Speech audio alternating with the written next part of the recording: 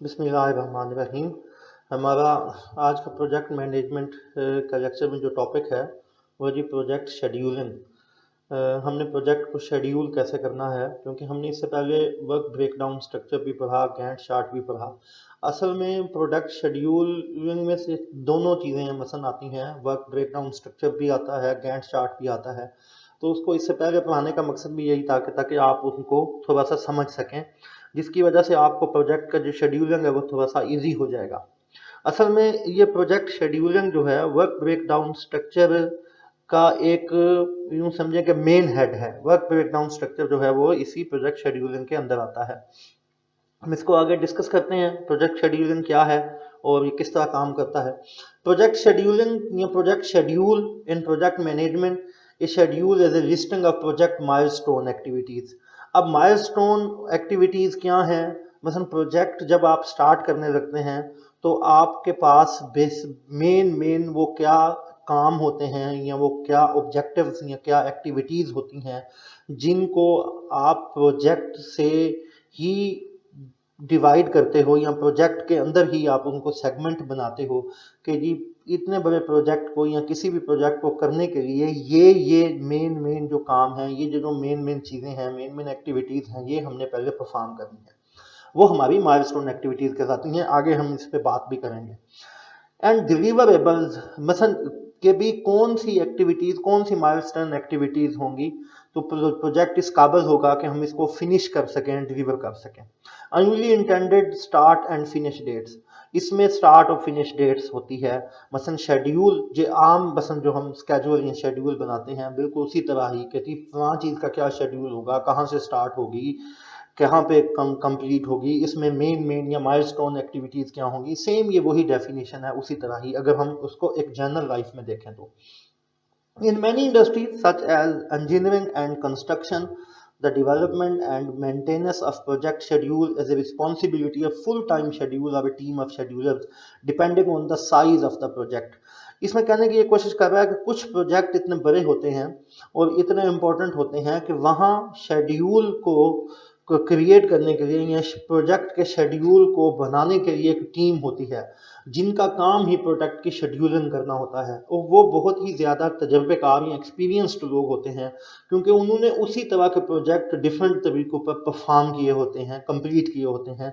वो उनकी हर एक सेगमेंट को, हर एक एक्टिविटीज़ को बहुत अच्छे तरीके से जज कर सकते हैं, बहुत अच्छे तरीके से उनका आइडिया लगा सकते हैं कि कौन सी एक्टिविटी कितना दिन, कितना टाइम, कितना स्पेस और कितने कास्ट वगैरह लेती है, क्या स्कोप है उस एक्टिविटी का।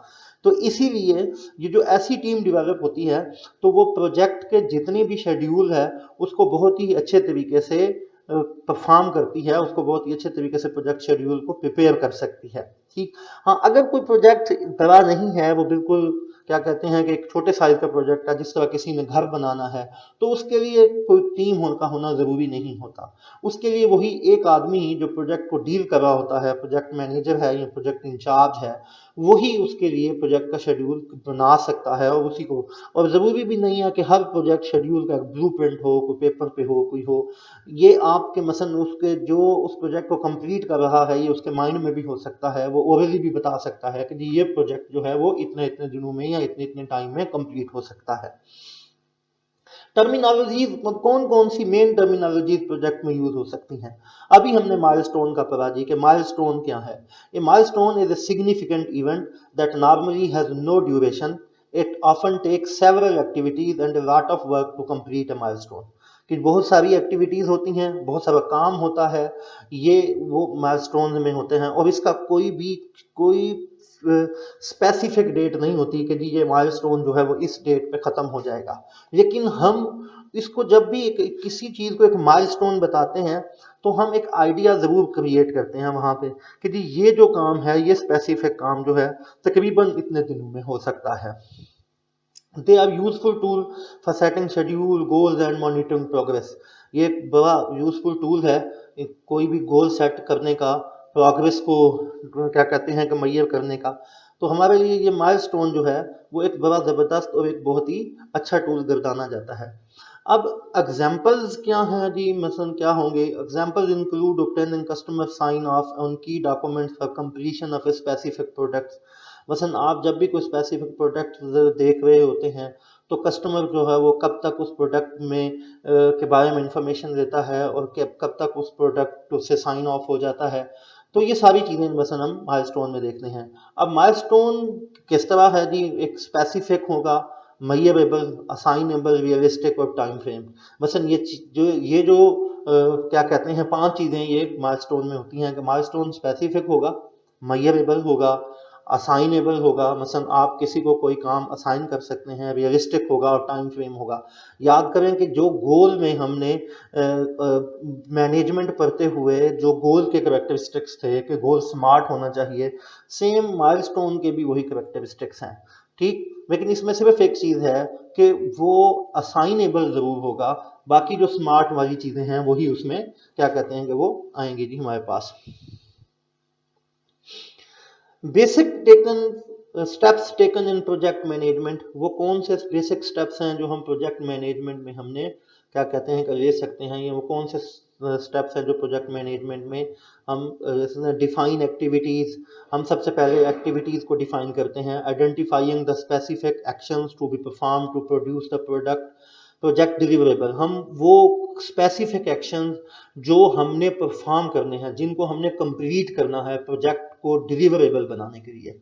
सीक्वेंसिंग एक्टिविटीज, जिसे हम सिक्वेंशियल प्रोसेस भी कहते हैं, कि वो क्या उन एक्टिविटीज का सीक्वेंस होगा। याद करें हमने गैंट चार्ट पढ़ा था, गैंट चार्ट हमें ये बताता था कि हमने ए एक्टिविटी कब करनी है, फिर बी एक्टिविटी कब करनी है, सी एक्टिविटी कब करनी है, या ए एक्टिविटी कहाँ तक पहुंचेगी तो हमने बी एक्टिविटी स्टार्ट करनी है, या कौन सी 2 एक्टिविटीज कंप्लीट होंगी तो हमने तीसरी एक्टिविटी स्टार्ट करनी है। ये सीक्वेंस ऑफ एक्टिविटीज है।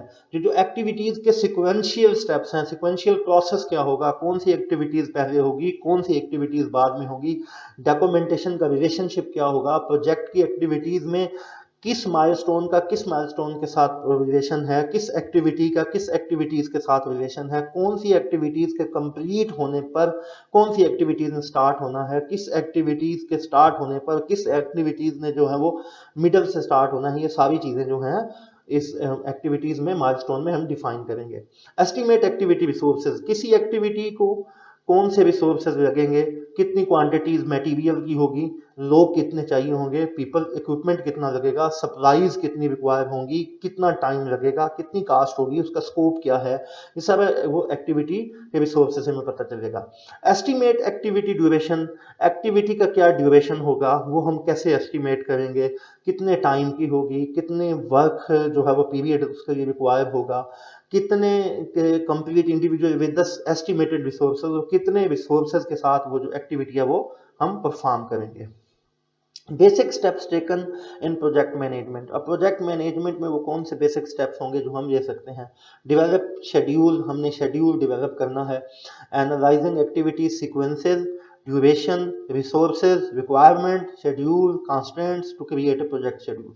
हमने बसंत जी सीक्वेंसेस देखने हैं, क्या ड्यूरेशन लगेगा, कितने रिसोर्सेज रिक्वायर होंगे, कितना शेड्यूल होगा, और क्या कंस्ट्रेंट, क्या क्या ऑब्स्टिकल्स आ सकती हैं इस प्रोजेक्ट को शेड्यूल करने में, इस प्रोजेक्ट को कंप्लीट करने में। ये सारी चीजें हमने वहां पे देखनी होगी। कंट्रोल शेड्यूल होगा जी, monitoring the status of the project to update project progress. हम क्या करेंगे जी, हम प्रोजेक्ट के स्टेटस को देखेंगे, इसके प्रोग्रेस को देखेंगे, कितनी प्रोजेक्ट की प्रोग्रेस हो रही है, कैसे उसकी चेंजेस को मैनेज करना है, कैसे उसकी बेसलाइन जो शेड्यूल की है वो उस पर काम हो रहा है, उसके मुताबिक चल रहा है, ठीक। क्या उसमें चेंजिंग ला सकते हैं, क्या उसमें चेंजिंग मजीद हो सकती हैं, क्या डेवलपमेंट है, किस चीज़ को हमने अपनी एक्टिविटीज़ को शेड्यूल के मुताबिक चल रही है, कौन सी ऐसी चीज़ है, कौन से ऐसा प्रोजेक्ट की एक्टिविटी है जो शेड्यूल के मुताबिक नहीं चल पा रही, ये सारा कुछ हमने वहाँ पे उसमें देखना है जी। Technique use for the project management, ये टेक्निक्स कौन कौन सी इस्तेमाल होंगी। Before project schedule can be created to the schedule maker. Work breakdown structure, याद करें हमने पिछले 2 लेक्चर जो अपने हैं वो WBS वर्क ब्रेकडाउन स्ट्रक्चर पे किए थे कि वर्क ब्रेकडाउन स्ट्रक्चर क्या है, हम किस तरह वर्क ब्रेकडाउन करते हैं, किस तरह किसी शेड्यूल के क्या कहते हैं कि कितनी कितनी एक्टिविटीज़ हैं, कैसे उसको सेगमेंट्स वाइज हम ब्रेक डाउन कर लेते हैं, एक्टिविटीज़ वाइज ब्रेक डाउन कर लेते हैं। ये सारा कुछ हमने पढ़ा। इसमें सिर्फ वो बताने का मतलब है कि जी ये चीज़ें भी इसमें होती हैं कि जी it should have a work break down structure WBS and effort estimate for each task and resource list with available resources. ठीक है, हम ये देखते हैं कि कितने हमने हर टास्क को कैसे करना है, क्या क्या रिसोर्सेज होंगे इस अवेलेबल रिसोर्सेज में, और कौन कौन सी चीज़ें जो है वो यहाँ पे हमारे पास लगेंगी, कौन कौन सी चीज़ें इसमें आएंगी।